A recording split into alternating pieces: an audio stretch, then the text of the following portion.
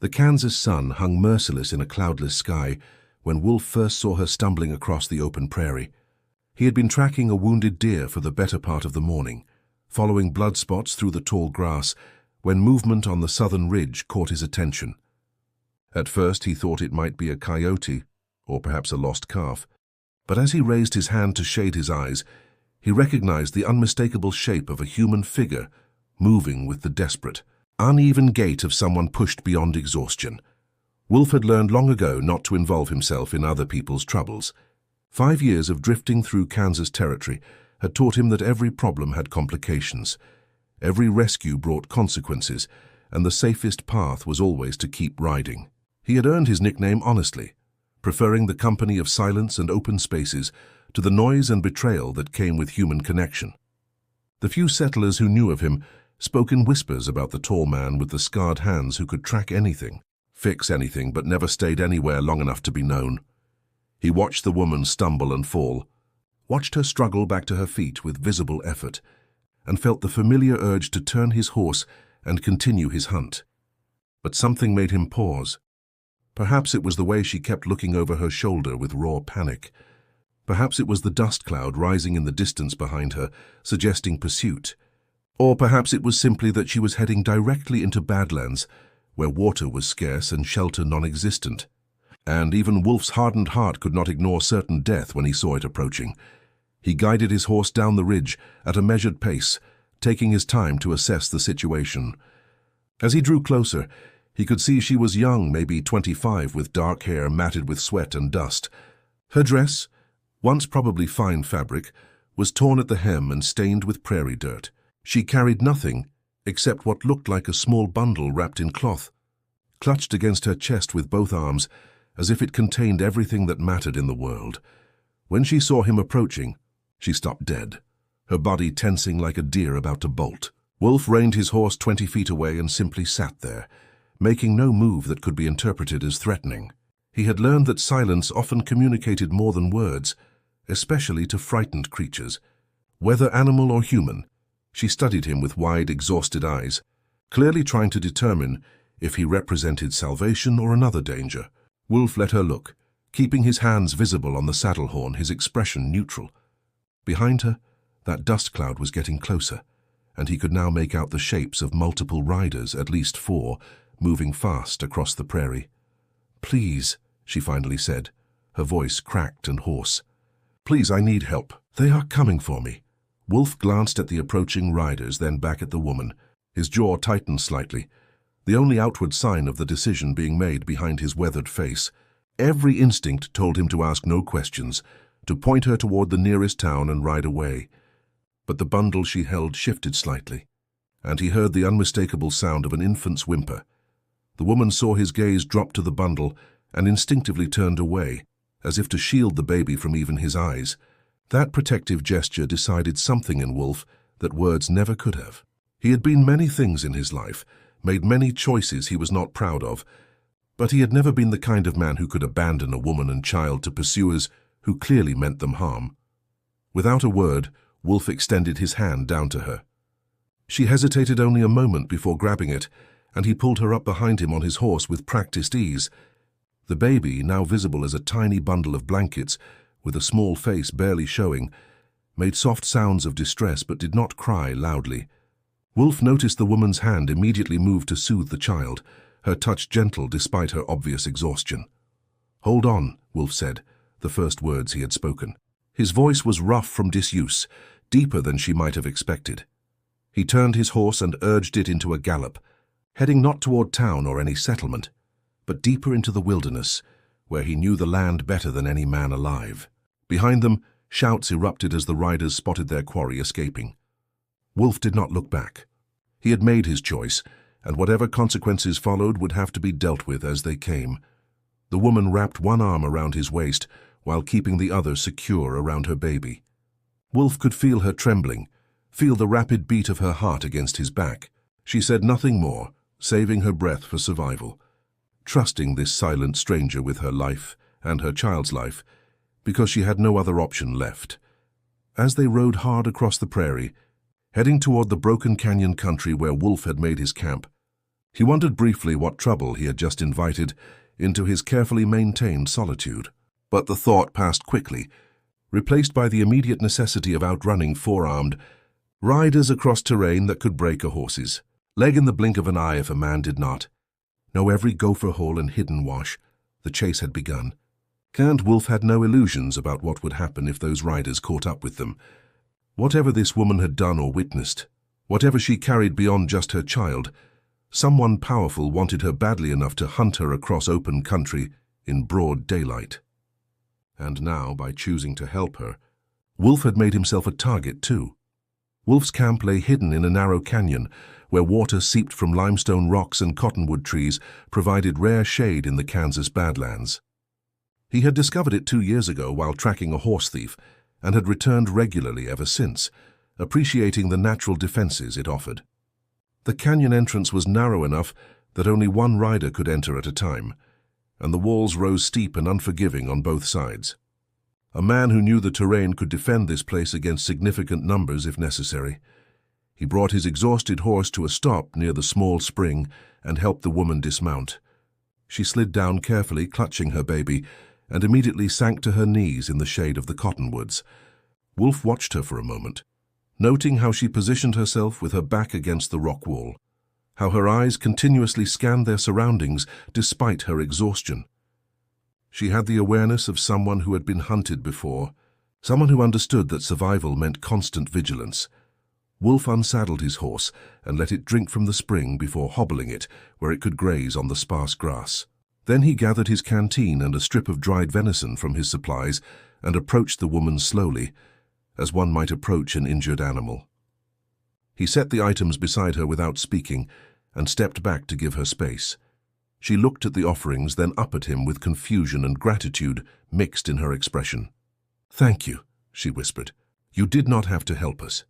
Wolf shrugged slightly and turned away to build a small fire. He had learned that people often felt compelled to fill silence with explanations and gratitude, and he preferred to let them settle before asking questions. The woman needed water and food first, needed to feel safe enough to think clearly. Questions could wait. He prepared a simple meal of beans and cornbread, while the woman drank deeply from the canteen and fed small pieces of venison to her baby, who Wolf could now see was perhaps 6 months old, with dark eyes and a surprisingly calm temperament. The child watched him with curious intensity, but made no fuss, as if already accustomed to uncertainty and strange places. After they had eaten, as the afternoon sun began its descent and shadows lengthened across the canyon floor, the woman finally spoke unprompted. "My name is Sarah Blackwell, and this is my son, Thomas." Wolf poked at the fire with a stick, his expression unchanged. The name Blackwell meant something in Kansas. It meant power and land, and the kind of influence that could make problems disappear, or make life impossible for anyone who opposed it. He had heard of the Blackwell Ranch, everyone had, but he had never had reason to care about the affairs of wealthy cattle barons. Sarah continued, her voice stronger now that she had rested. "I know what you are thinking. Blackwell Ranch is the largest operation in 3 counties. My husband's family has controlled the cattle trade here for 20 years. But wealth does not always mean safety, especially for women who see things they should not see." Wolf looked at her directly for the first time since they had arrived, his dark eyes questioning without words. Sarah's hand unconsciously tightened around her baby. "6 months ago I gave birth to Thomas. My husband, Jonathan Blackwell, was overjoyed, but his father, Marcus Blackwell, saw things differently. Jonathan's first wife had died 2 years earlier without giving him an heir. Marcus had specific plans for the ranch succession, plans that involved Jonathan marrying someone from another powerful ranching family to consolidate territory and influence." She paused, gathering courage to continue. "I was not supposed to be part of that plan. I was a school teacher from a small town. Nobody important, nobody with connections. Marcus tolerated our marriage only because Jonathan insisted, but he never accepted me. Then Thomas was born and everything changed. An heir meant I had power, meant Jonathan's affections would not easily be redirected toward another marriage, meant Marcus's careful plans were disrupted."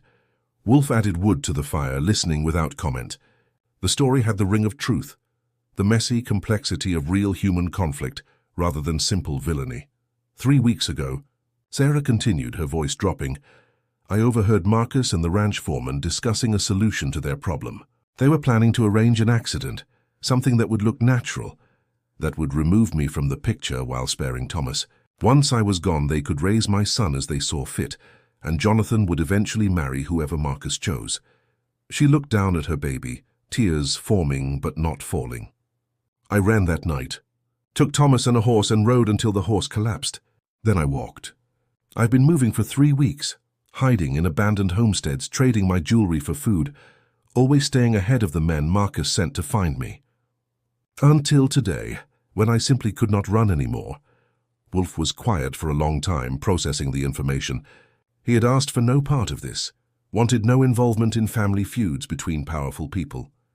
But the woman was here now, the baby was here, and turning them over to their pursuers was not something he could bring himself to do, regardless of the consequences. What about your husband? Wolf finally asked. Where is he in all this? Sarah's expression became pained. Jonathan does not know. He was away in Wichita on business when I left. Marcus controls all communication to and from the ranch. By now Jonathan has been told some story about me running off, abandoning him and our son. Marcus is clever. He knows how to manipulate people, how to make lies sound like truth. Wolf nodded slowly. The situation was worse than he had initially thought. This was not just about outrunning hired men. This was about confronting a powerful family that controlled resources, information, and the loyalty of dozens of employees. One lone drifter protecting a fugitive woman against that kind of power seemed like a story that could only end one way. But Wolf had never been much concerned with how stories were supposed to end. He had survived 5 years alone by being resourceful, by understanding the land, and by being considerably more stubborn than people gave him credit for. If Marcus Blackwell wanted this woman and child badly enough, he would have to come into this canyon and take them. And Wolf had some experience in making that kind of effort costly for those who tried. They will come, Sarah said quietly, reading his thoughts. Once they realize where we went, they will come with numbers. Wolf met her eyes. Let them come. This canyon only has one entrance, and I know this territory better than any Blackwell hired hand. They want you, they will have to go through me first. It was perhaps the longest speech Wolf had made in months, and Sarah stared at him with a mixture of hope and disbelief. Why would you risk this for strangers? Wolf did not have a good answer for that, at least not one he could put into words. So he simply said, because running from bullies never solved anything, and because that baby deserves better than to grow up without his mother. By dawn, Wolf knew they were being watched. He had spent years developing instincts for when eyes were on him, for the subtle changes in how birds behaved and how the wind carried sounds when human presence disturbed the natural order. Someone was positioned on the ridge above the canyon, probably with field glasses, counting resources and planning approach strategies. Sarah woke to find Wolf already packing supplies into saddlebags with economical efficiency. Her first instinct was alarm. Are we running again? Wolf shook his head. We are preparing. They will come today or tomorrow. When they do, we need to be ready, not scrambling. He had spent the night considering options and had concluded that running was no longer viable. Sarah was exhausted. The baby needed stability, and endless flight would only delay the inevitable. Better to choose ground he knew and controlled than to be caught in open country with no advantages. This canyon was defensible if used correctly, and Wolf had some ideas about how to make it even more so. Throughout the morning, he worked methodically to improve their position. He moved rocks to create barriers that would provide cover while allowing clear sightlines to the canyon entrance. He positioned supplies where they could be accessed quickly. He cached water in multiple locations, so a single strike could not deprive them of resources. Sarah watched these preparations with growing understanding of what was coming. Can you shoot? Wolf asked her directly, his first question of the morning. Sarah nodded. My father taught me. I am not expert, but I can hit what I aim at if it is close enough. Wolf handed her a rifle from his bedroll. Then you will stay behind that rock cluster with Thomas. Anyone comes through that entrance who is not me, you fire above their heads first as warning. They keep coming. You aim for the horses, not the riders. Injured men can make deals. Dead men only bring more trouble. Sarah took the rifle with steady hands. I never wanted any of this. I just wanted a quiet life teaching children and raising my son. Wolf checked the loads in his own rifle and pistol. Nobody ever wants this. But wanting does not change what is. The riders appeared an hour past noon, emerging from the heat shimmer like ghosts materializing from the prairie itself. Wolf counted 8 men, all mounted, all armed. They stopped well outside rifle range and sat their horses in a line, clearly conferring about approach. After several minutes, one rider separated from the group and advanced slowly, hands visible and empty. Wolf stood at the canyon entrance, rifle held casually but ready, and waited. The rider, a man in his 40s with a foreman's bearing and weather-beaten face, stopped 30 feet away. "You are harboring property of the Blackwell Ranch," the man called out. "Send out Mrs. Blackwell and the child, and we will consider this a misunderstanding. You can ride away free with no hard feelings." Wolf said nothing, his expression unchanged. The foreman tried again. "You do not know what you are in the middle of, friend. This is family business. Mr. Marcus Blackwell is willing to be generous if you cooperate. He is offering $500 for the safe return of his daughter-in-law and grandson. That is more money than most men see in 2 years." Still, Wolf remained silent, his dark eyes fixed on the foreman with unsettling intensity. The foreman's patience began to fray. "Listen, whoever you are, you cannot win this. There are 8 of us now, and Mr. Blackwell has 50 men at his ranch. He will bring every one of them if necessary. You are one man in a dead-end canyon.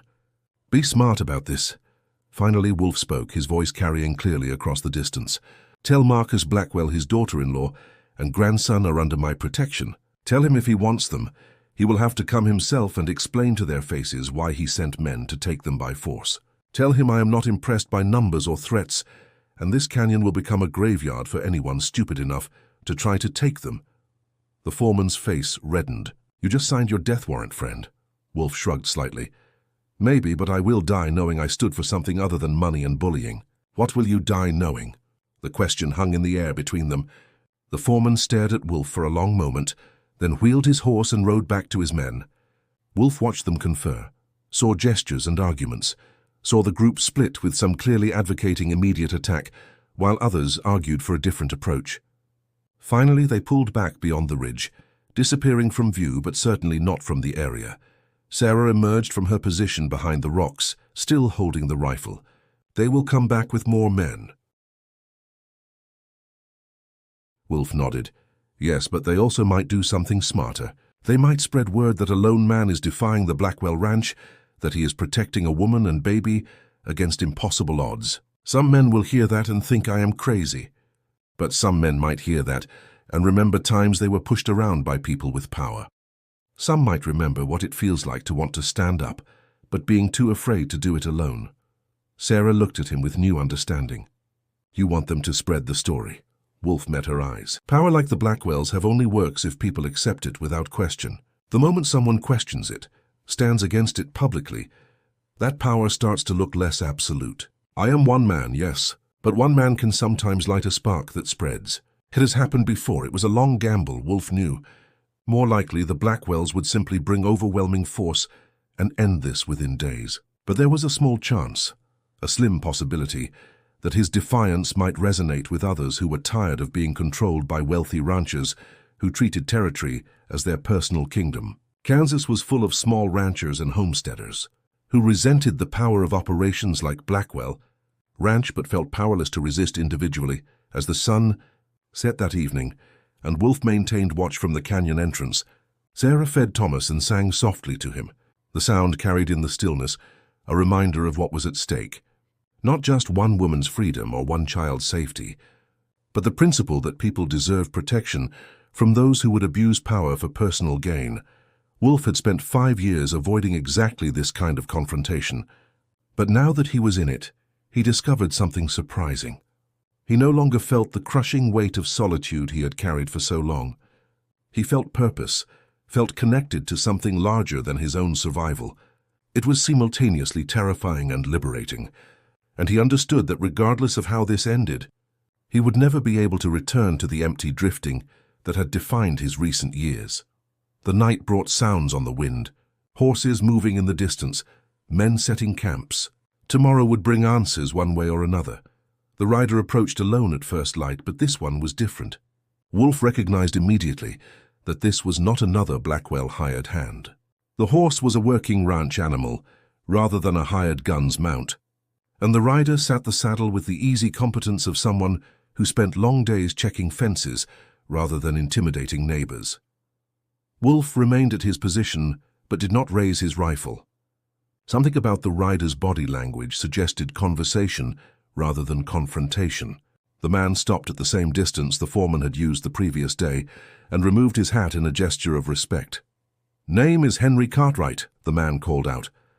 "I ranch 10 miles north of here. Small operation, just me and my 2 sons and about 100 head of cattle. I heard what you did yesterday, standing up to the Blackwell crew." Wolf waited, saying nothing but listening carefully. Henry continued, his voice carrying a mixture of nervousness and determination. "I also heard what you said about protection and standing for something.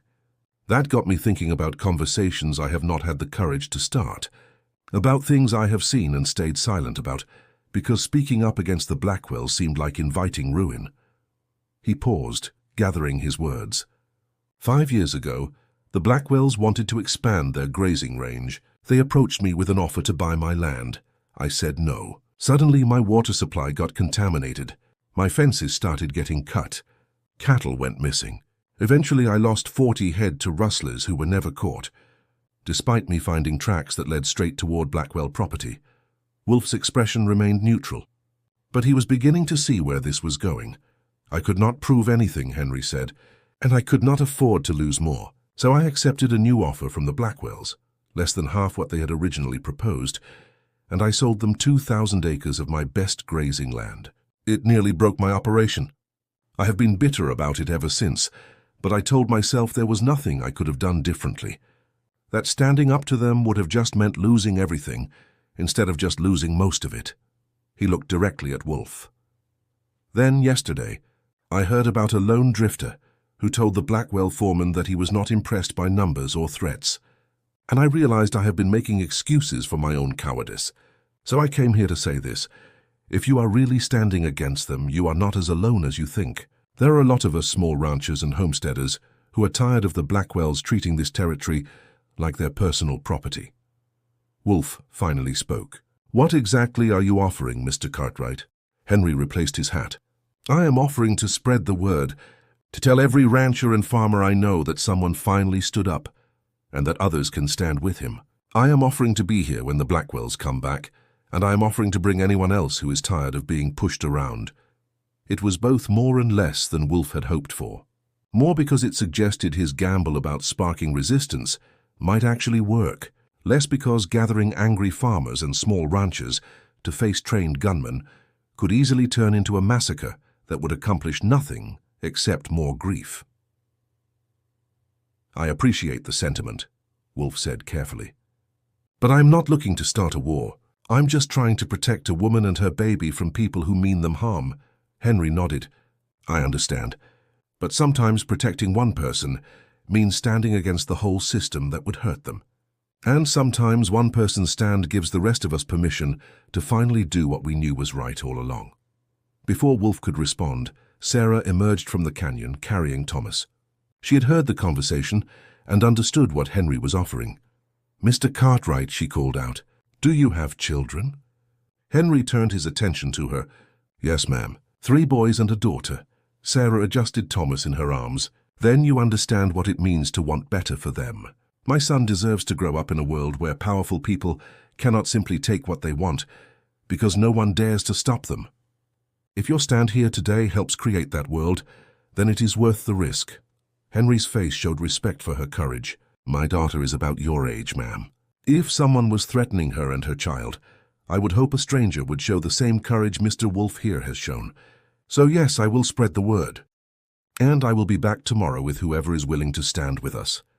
As Henry rode away, Wolf felt the situation shifting in ways he had not fully anticipated. This was no longer just about defending a canyon for a few days until the Blackwells gave up or overwhelmed his position. This was becoming something larger, a gathering of people who had been waiting for someone to make the first stand so they could join in, making the 2nd and 3rd and 100th. Sarah came to stand beside him at the canyon entrance. "You think Henry is right? That others will come?" Wolf watched the dust from Henry's departure settle back to earth. I think people are complicated. Some will come because they are genuinely tired of being pushed around. Some will come because they like the idea of being part of something larger than themselves.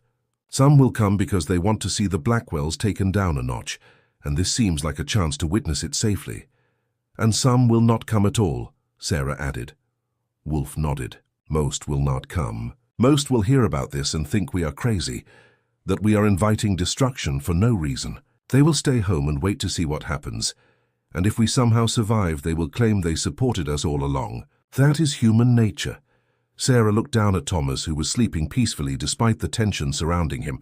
My son will grow up hearing this story one way or another. I would rather he hear that people came together to stand for what was right than that we stood alone and were crushed because no one cared enough to help. Wolf had no response to that. He had spent 5 years believing that standing alone was strength, that needing no one meant no one could disappoint or betray him. But standing here with Sarah, waiting for Henry to spread word of their stand, Wolf was beginning to understand that perhaps true strength was not in isolation, but in being worth standing beside. It was an uncomfortable realization for a man who had built his entire identity around self-sufficiency and solitude.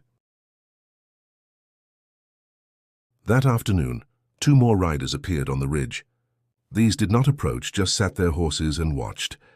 By evening, there were 5 watchers visible on various high points surrounding the canyon. Sarah asked if they were Blackwell men preparing to attack. Wolf studied them through his field glass and shook his head slowly. Some might be, but I think some are just people trying to decide if we are worth supporting or just worth watching die. Tomorrow will tell us which is which. Dawn broke over Kansas prairie to reveal a sight that would become legend in the territory. Where the previous morning had shown empty grassland and distant watchers, now there were people. Not armies or organized groups, but individuals and families arriving in 1s and 2s and small clusters.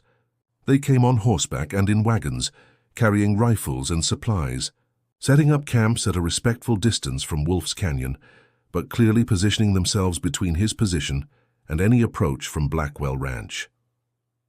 Wolf stood at the canyon entrance, coffee in hand, watching the gathering with a mixture of disbelief and deep unease. This was not what he had intended. He had hoped perhaps Henry might convince a handful of sympathetic ranchers to show support, enough to make the Blackwells think twice about attacking. But this was something else entirely, something that felt both inspiring and dangerous. By mid-morning, Henry Cartwright rode up with a rough count. 287 so far, he reported, his voice filled with wonder. Small ranchers, homesteaders, farmers, shopkeepers from 3 different towns, even some women whose husbands told them to stay home, but came anyway. And more are still arriving. Word spread faster than wildfire. Wolf felt the weight of responsibility settle on his shoulders, like a physical burden. I never asked for an army, Henry. Henry smiled slightly. You did not ask, but you inspired one anyway. That is what happens when you stand for something real in a place where people have been waiting for someone to take the first stand. Every person here has a story about being pushed around by the Blackwells, or watching someone else get pushed around. You gave them permission to stop accepting it. Sarah emerged from the canyon with Thomas, and the sight of her brought a ripple through the assembled crowd. People had heard the story, knew they were protecting a mother and child, but seeing them in person made it real in a way that words could not. Sarah walked with dignity despite her worn dress and the obvious exhaustion that still marked her features. She was not hiding anymore, was not cowering in shadows while men decided her fate. Wolf turned to address Henry directly. This needs organization. If the Blackwells come with their full force, this many people without coordination will be dangerous for everyone. We need someone who knows how to organize a group, someone people will listen to. Henry considered this. There is a man who arrived about an hour ago, former cavalry officer named Samuel Bridger. He settled here after the war, runs a freight business. If anyone can organize this group into something effective, it is him. Samuel Bridger proved to be a tall man in his 50s, with gray in his beard and the bearing of someone accustomed to command. He listened to Wolf's concerns without interruption, then nodded slowly. You are right to worry. Enthusiasm without discipline gets people hurt. But we can work with this. Most of these folks know how to handle weapons and follow instructions. They just need leadership. Over the next several hours, Bridger moved through the gathered crowd with calm authority, organizing people into groups by skill and experience. He positioned the most experienced marksmen on high ground with clear sightlines. He assigned others to manage supplies and water. He created a communication system using runners so information could spread quickly. By afternoon, what had been a chaotic gathering had transformed into something resembling an organized defense. But defense against what exactly? Wolf stood with Bridger and Henry, studying the terrain and discussing possibilities. The Blackwells had not yet appeared in force, though scouts had been spotted observing the gathering from safe distances. "They are trying to decide what to do," Bridger said. "This situation has changed dramatically. Marcus Blackwell sent 8 men to quietly retrieve his daughter-in-law. Now he is facing nearly 300 people willing to stand against him. He cannot simply attack this many civilians without massive consequences. Every death would create family members demanding answers, would bring territorial authorities asking questions he does not want to answer." "So what will he do?" Sarah asked. She had joined the leadership group, insisting that she had every right to be part of planning that concerned her son's future. Bridger considered. If he is smart, he will come himself. He will try to negotiate, try to split this group by offering compromises, or by threatening legal action against the leaders. He will try to make this about law and property rights, rather than about morality and protection. As if summoned by their discussion, riders appeared on the southern ridge. This time there were at least 30 of them, moving in organized formation, with a black carriage at their center. The group stopped at a distance, and several riders separated to approach under a white flag. Wolf, Bridger and Henry rode out to meet them, with Sarah insisting on accompanying them despite Wolf's objections. The approaching party consisted of the foreman from 2 days earlier, 2 men who looked like lawyers judging by their city clothes and leather cases, and an older man who could only be Marcus Blackwell himself. He sat his horse with the confidence of someone who had never been seriously challenged and did not expect to be challenged successfully now. Marcus studied the gathering behind them with cold calculation before speaking. "This is quite the circus you have assembled, Mr. Wolf. Or is that even your real name? No matter. I came to propose a reasonable solution before this situation becomes tragic for everyone involved." He gestured to one of the lawyers, who pulled out documents. "Mrs. Blackwell is welcome to return to the ranch with her son. I will guarantee her safety, and will draw up legal documents ensuring she retains full parental rights and control over her son's upbringing. My son Jonathan is frantic with worry, and this entire misunderstanding has caused unnecessary pain for everyone." Sarah spoke before Wolf could respond. "Your son is frantic because you lied to him about why I left, and your guarantees mean nothing. I heard you planning my accident, Mr. Blackwell. I will not place myself or my son back under your control." Marcus's expression remained carefully neutral. "You overheard a conversation you misunderstood, my dear. We were discussing theoretical risks, planning for contingencies. That is what responsible people do. But you have taken a fragment of conversation and created a dramatic fantasy that has now dragged hundreds of innocent people into what should be a private family matter." He turned his attention to the gathered crowd. "I am prepared to offer compensation to everyone here for their time and trouble. $100 to each family head willing to return to their homes peacefully. That is generous considering this entire situation is based on one woman's paranoid misinterpretation and manipulation of a good-hearted but misguided drifter." Wolf felt anger rise but kept his voice level. "You sent 8 armed men to drag her back by force. That seems like more than a misunderstanding." Marcus smiled thinly. "I sent men to find my missing daughter-in-law and grandson, and to ensure their safe return. If force seemed implied, perhaps that reflects more on your guilty conscience than on my intentions. Now I have made reasonable offers. Accept them and everyone goes home safely. Refuse them, and I will be forced to pursue legal remedies that will be expensive and time-consuming for everyone involved. I can tie up every property title here in court for years. I can make life very difficult for anyone who continues to obstruct family business." It was a calculated threat, and Wolf could see it landing with some of the gathered crowd. People who had come in enthusiasm were now considering what it might cost them long-term to continue standing against someone with the resources to make their lives miserable. through legal channels, even if he could not simply attack them.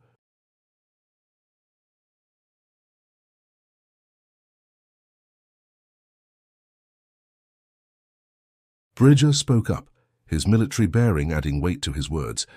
"Mr. Blackwell, you have presented your case. Now let me present ours. These people are here because they believe in protecting someone vulnerable from someone powerful. They are here because they have seen or experienced how your ranch operates, pushing boundaries and pressuring those who cannot fight back. You threaten legal action, but we can also pursue legal remedies. Mrs. Blackwell can file formal complaints about threats to her safety. She can demand protective custody from territorial authorities. And every person here can testify about the intimidation tactics your men have employed over the years. You want a legal battle, we will give you one. And we will make sure newspapers from here to St. Louis carry every detail." Marcus's confident expression cracked slightly. He had expected to face down a lone troublemaker and perhaps a handful of supporters. He had not expected organized resistance, backed by someone with Bridger's credentials and communication skills. The calculus of the situation had changed, and Marcus was smart enough to recognize when his usual tactics would not work. The standoff stretched, neither side willing to back down completely. Finally, Marcus made a decision that surprised everyone. "Very well. Mrs. Blackwell may remain free pending proper legal proceedings, but my grandson will be placed in neutral custody until courts can determine proper arrangements. That is my final offer, and it is more than fair under the circumstances." Sarah's arms tightened around Thomas. "No, you will not take my son from me under any circumstances." "That is my final answer." Marcus's face hardened. "Then we have nothing more to discuss. But this is not over, not by a long measure." As the Blackwell party withdrew, Wolf knew this was only a temporary reprieve. Marcus had been forced to retreat by numbers and organization, but he would return with new strategies, new pressures. The question was whether this gathered group would still be here when he did, or whether the enthusiasm of a moment would fade against the grinding persistence of someone with essentially unlimited resources. That evening, as cooking fires dotted the prairie and people settled in for an uncertain night, Wolf walked among the camps. He listened to stories of harassment and pressure, heard accounts of neighbors who had been forced out by tactics legal but immoral. Each story reinforced why these people had come, but also reminded him of how much power they were opposing. Sarah found him near the canyon entrance as stars emerged in the darkening sky. "They are staying," she said. "Most of them. Bridger says maybe 40 families have decided to leave, worried about Marcus's threats. But the rest are staying, at least for now." Wolf looked out over the camps. "I am not a leader, Sarah. I am a drifter who was in the wrong place at the right time. These people deserve someone who knows what they are doing." Sarah moved to stand beside him, Thomas asleep in her arms. "Maybe that is exactly why they are staying. You did not seek this. You did not want attention or credit. You just saw someone who needed help and helped them. That is the kind of leader people trust most, the one who leads by example rather than ambition." Wolf had no answer to that. He had spent 5 years running from responsibility, from connection, from anything that might require him to care about outcomes beyond his own survival. Now he found himself at the center of something that could change the territory, or could end in disaster for everyone involved. The weight was crushing, but somehow, standing next to Sarah with her child and 300 people who believed in them, it also felt like the first truly meaningful thing he had done in longer than he could remember. The standoff continued for 6 days. Marcus Blackwell did not return with force, but his presence was felt nonetheless. Legal documents began arriving, challenging property rights of some of the gathered families. Supplies ordered by small ranchers were mysteriously delayed or lost. Word spread that the Blackwell Ranch was hiring more men, preparing for something, though no one knew exactly what. Wolf watched the encampment begin to fray under the pressure. Families with children worried about missing school and fall harvests. Business owners realized their shops were sitting empty. The initial enthusiasm of standing for something right was being tested against the practical realities of life and livelihood. Each morning brought new departures, people apologizing but explaining they had done what they could and now needed to return to their responsibilities. Bridger estimated they had lost nearly 100 people by the 5th day. Those who remained were the most committed or the most desperate, people who had suffered most directly under Blackwell pressure, or who had the least to lose. Wolf appreciated their dedication, but worried that a smaller, angrier group might do something reckless that would give Marcus the justification he needed to bring real violence. On the sixth evening, an unexpected visitor arrived. Jonathan Blackwell rode into the camp alone, unarmed, asking to speak with his wife. The request sent ripples of tension through the defenders, many of whom assumed this was some kind of trap. But Sarah, after a moment of visible struggle, agreed to meet with him. Wolf insisted on being present, positioned where he could intervene if necessary, but far enough away to give them privacy. He watched as husband and wife faced each other for the first time since Sarah had fled, watched the complex emotions play across both faces. Jonathan looked older than Wolf had expected, worn down by stress and confusion. "Sarah," he began, his voice raw, "I have been losing my mind. Father told me you ran away with Thomas, that you left a note saying you could not handle the responsibilities of being part of our family. But it never made sense. You loved it here. You loved our life. Why would you leave?" Sarah's composure cracked, tears streaming down her face. "Because your father was planning to remove me permanently, Jonathan. I heard him and the foreman discussing it, planning an accident that would make you a widower, so you could marry someone from the Henderson family and merge the ranches. I ran because staying meant dying, and I needed to protect our son." Jonathan's face went through a series of expressions: shock, denial, consideration, then finally horrified acceptance. He stumbled to a nearby rock and sat heavily, his head in his hands. "God help me," he whispered. "It makes sense. Father has been pushing about the Henderson daughter for months. He brought her to dinner twice while you were still recovering from childbirth, talked constantly about ranch consolidation. I thought he was just being his usual ambitious self. I never imagined he would actually harm you." He looked up at Sarah with anguish. "Why did you not come to me? Why did you not tell me what you heard?" Sarah sat beside him carefully. "Because I did not know who to trust, Jonathan. Your father controls everything at the ranch, all the staff, all the hands. If I had told you and you had confronted him, what would have stopped him from accelerating his plans? At least running gave me a chance." Jonathan was quiet for a long time, processing revelations that were reshaping his understanding of his family and his life. Finally, he spoke again. "What do you need? What can I do to make this right?" Sarah glanced toward Wolf, who nodded slightly. "I need protection that your father cannot influence. I need legal guarantees that are enforced by territorial authorities, not local ones who owe favors to the Blackwells. And I need you to stand with us publicly against your father's methods, even if it costs you your inheritance." Jonathan stood, his decision visible in his straightened shoulders.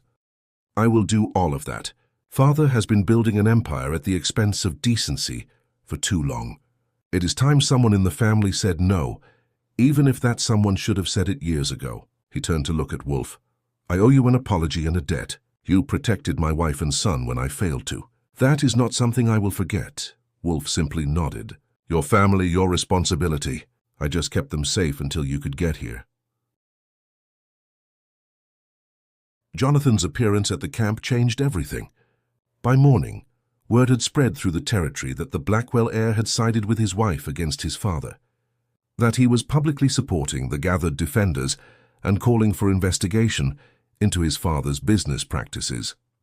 The news had the effect of legitimizing the protest, transforming it from a mob of malcontents into a serious challenge to Marcus Blackwell's authority. Marcus himself arrived the next day with what looked like his entire ranch crew, at least 60 men. But he did not come for battle. He came to negotiate, because Jonathan's defection had exposed vulnerabilities that could not be solved with force or legal maneuvering. If his own son was willing to testify against him, Marcus's carefully built empire of influence suddenly looked much more fragile. The negotiations took place in a large tent that Bridger had arranged, with representatives from both sides present. Marcus proposed a division of property that would give Jonathan control of substantial holdings, while leaving Marcus with his original ranch. He agreed to legal protections for Sarah that would be enforced by territorial authorities. He even agreed to a formal investigation of past business practices. Though he negotiated hard on the scope and timing, the gathered defenders, represented by Bridger and several of the long-term settlers, added their own demands. Compensation for families who had been pressured into unfair land sales, a commitment to fair business practices going forward, an agreement that any future disputes would be handled through proper legal channels rather than intimidation. It took 2 full days of negotiation, but finally an agreement was reached that satisfied most parties. Marcus would retain significant power and property, but his ability to abuse that power had been checked by public scrutiny and his son's willingness to stand as a witness against excessive practices. It was not perfect justice, but it was the kind of practical compromise that allowed everyone to claim some degree of victory while avoiding the bloodshed that had seemed inevitable just days earlier. As the gathered crowd began to disperse, returning to their homes and lives, Wolf found himself standing alone at the canyon entrance where this had all begun. Samuel Bridger approached and stood beside him in companionable silence for a moment. "You did something remarkable here," Bridger finally said.